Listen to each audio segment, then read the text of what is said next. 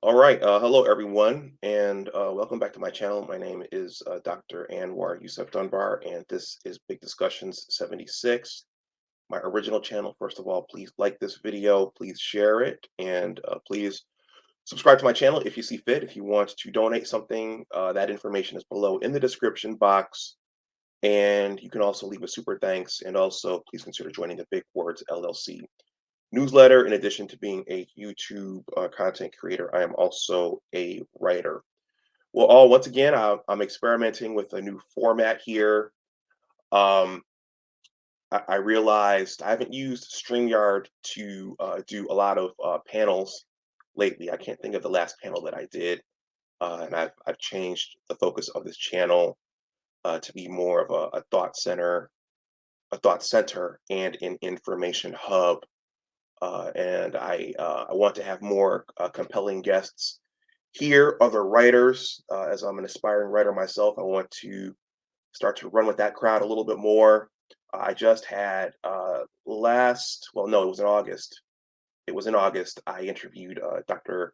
Anthony Davies and James R. Harrigan. Here, they are the authors of Cooperation and Coercion, and they are the content creators for the Words and Numbers podcast. So I'm going to read another excerpt from Cooperation and Coercion. Today you'll see me on camera doing it. The other one, I'm trying to think, it was one or two, but those were voiceovers. But you guys will see me actually reading the book today. But I think I know not everyone understood those interviews and why we were talking about um, economics and stochastic and deterministic relationships and positive and negative rights and large government and all those things. But those things are highly relevant. This is an election year. I'm not trying to convince anyone to vote one way or the other, but I just think that I do a lot of thinking about things, but um, people see the world in a different way. People are walking around thinking different things, and there are some basic things that I think that, well, most of the citizens in our country should be thinking about, especially around election time. So um, I get the Washington Post every Sunday. Some would call it the Washington Compost. I mean, who's telling us the truth these days? Whether it's the Washington Post or the mainstream media news outlets that we have on TV, who's telling us the truth? And the Washington Post has come under some scrutiny in years past, along with a lot of other publications. But there are some useful things in Jeff Bezos's Washington Post.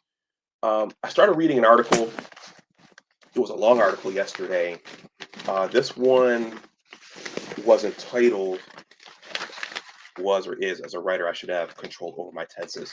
But this one is entitled Women Powered Democrats in 2018. Will they do it again in 2022? So you can see the picture there. There are four women there. And there was another article here on uh, a fiery blast in Crimea. And there was another one here on Social Security and how it's still reeling after the COVID chaos. So anyway, so this article, you know what the title was? I just read it, but there was a short paragraph in here that really resonated with me. I'm going to read this because it gets back to of the point I just made about people are walking around thinking about different things. People vote for different reasons. And I think this paragraph gets to that. So I'm going to read this, and I'm going to read this passage from Cooperation and Coercion. So this reads as follows. The other Colorado woman is Jenny Rementer, 38, the mother of children ages 5, 3, and 6 months. She lives in Highlands Ranch, a Republican-leaning suburb south of Denver. Her parents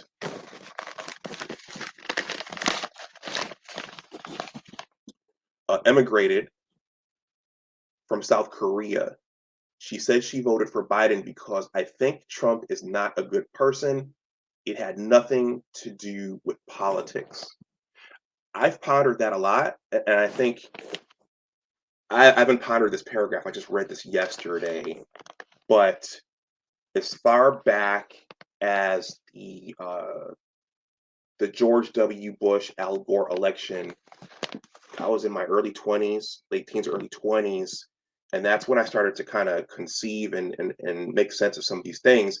Well, I remember during that election, there was a huge emphasis on Al Gore being likable. And the criticism was that Al Gore was wooden and kind of robotic versus Bill Clinton, who was charismatic and suave. So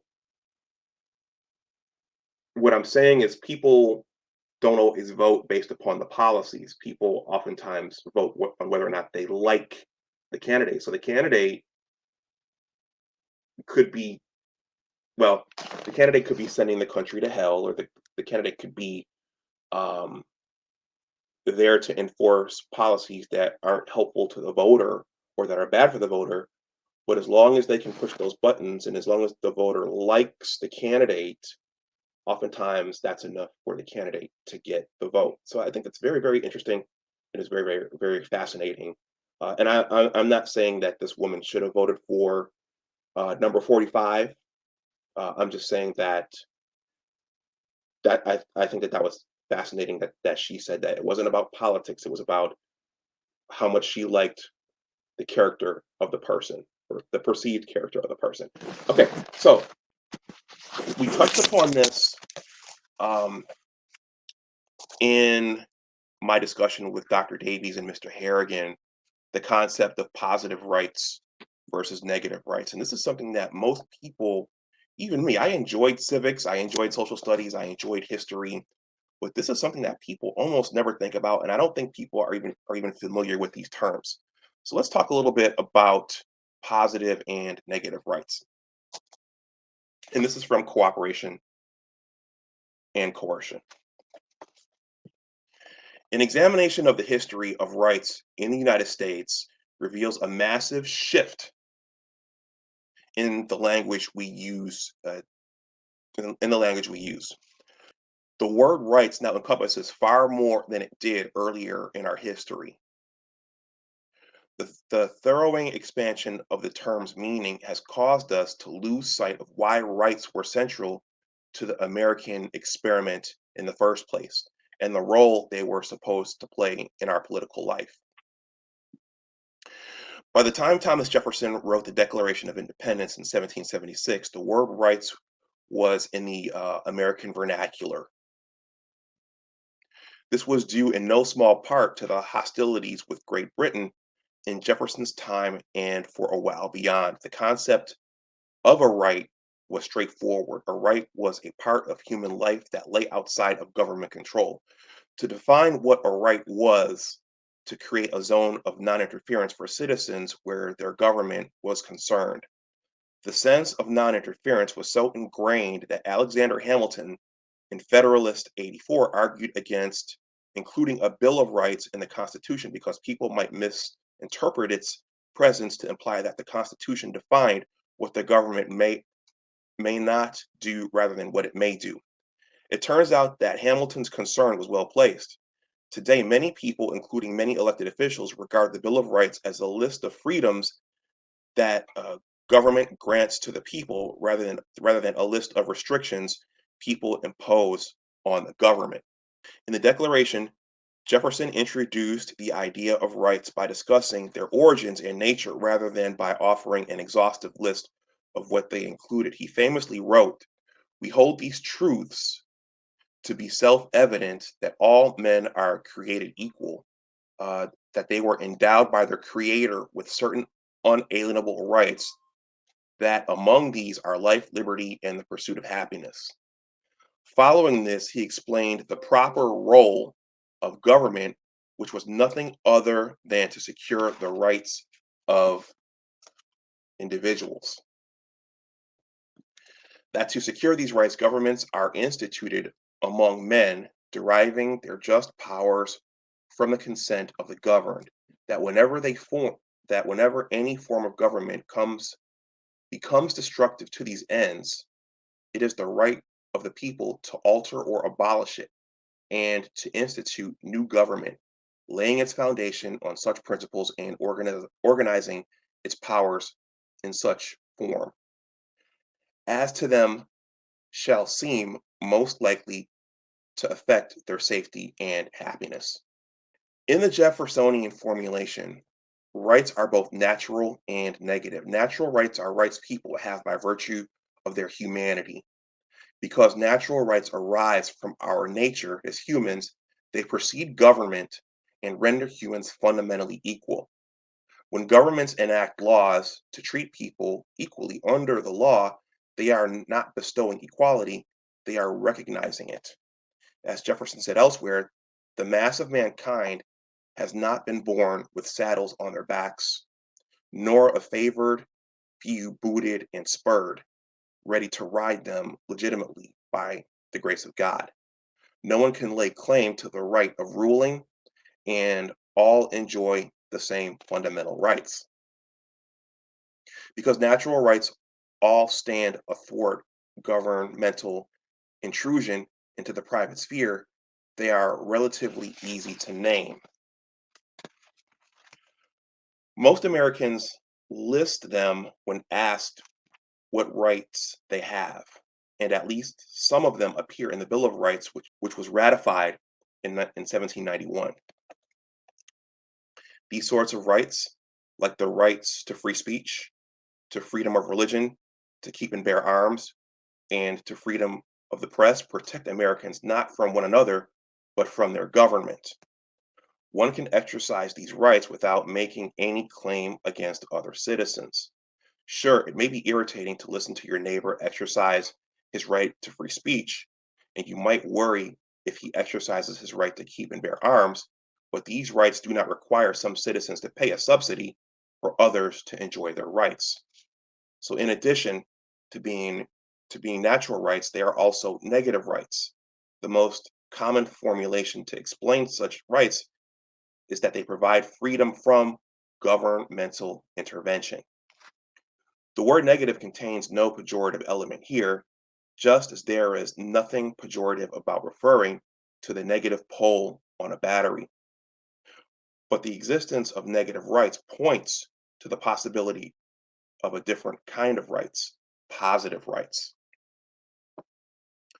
Where negative rights are freedom from, positive rights are typically described as freedom to rights. We hear about these kinds of rights all the time in today's political discourse. How often do you hear politicians and pundits declare that every American should have a right to health care or a college education or even an income? Positive rights are an entirely different animal from negative rights. If you have the right to something, that places a duty on others to provide it.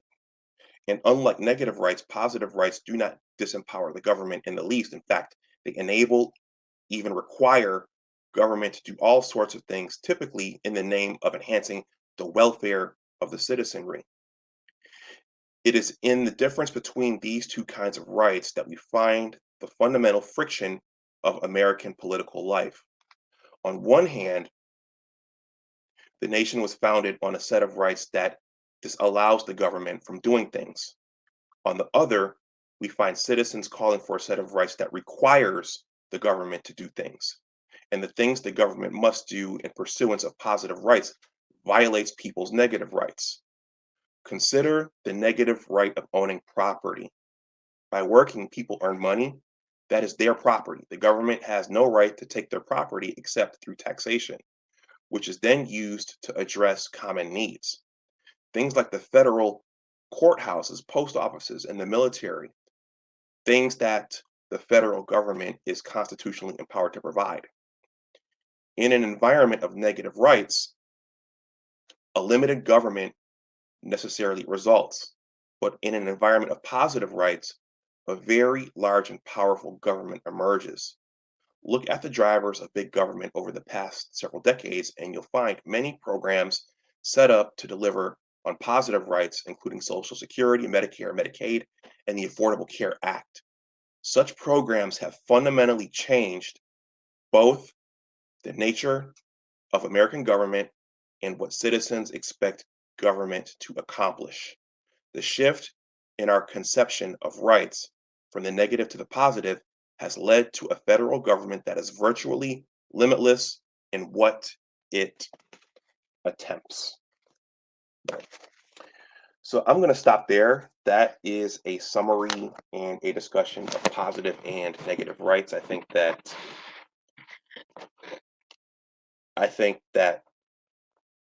those are vocabulary words that a lot of people are not thinking about. A lot of our citizenry, they're not thinking about that. And I don't remember in my own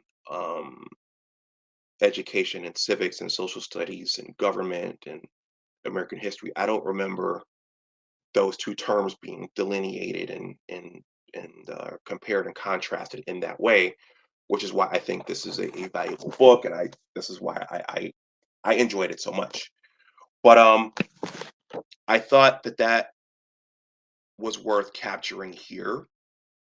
Dr. Davies and Mr. Harrigan didn't ask me to do this, but again, people, there are a lot of things that are being said to us in the news and from the media and from our political class, and a lot of people don't understand what's being said and what's being proposed and why they're doing this. And then in some instances, you even wonder who our elected officials, you wonder who our elected officials are actually working for when they do certain things and when they put certain things into motion. Are they working for us or are they working for someone else?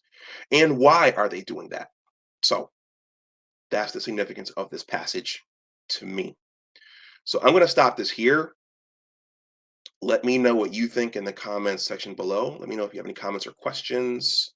This was not to sway anyone to one political leaning or the other. This is just information. This is just a little bit of political science. So, once again, thank you for watching. Please like, share, and subscribe. If you want to donate something to the channel, that information is below in the description box. And you can also leave a super thanks. Also, please consider joining the Big Words LLC newsletter. In addition to being a YouTube content creator, I'm also a writer with 2 blogs and working on my own book. And with that, I will wrap this up. Everyone stay safe out there. And as always, remember that your attitude determines your altitude. Take care, and I will talk to you the next time. Bye bye.